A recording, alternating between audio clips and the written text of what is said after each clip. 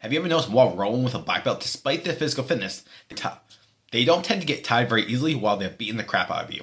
This is what we call jiu-jitsu economy. Using your skill sets to be incredibly efficient so you don't get tired, your muscles don't fill up with lactic acid, your heart rate doesn't go through the roof. Here are a few ways to master these concepts, even as a white belt. So let's think about grip in here. Start to understand what grips you actually need and what grips you don't have to worry about. And then remember, you don't always have to break every grip your opponent gets on you.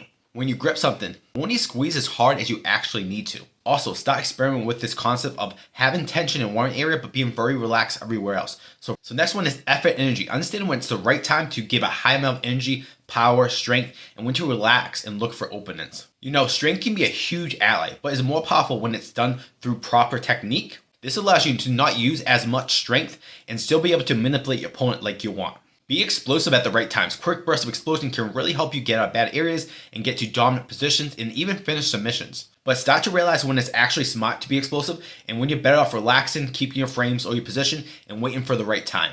The last thing I would mention is breathe. Too many people hyperventilate when they get into these dangerous positions. Learn how to relax and breathe in any position. Try to normalize your breathing.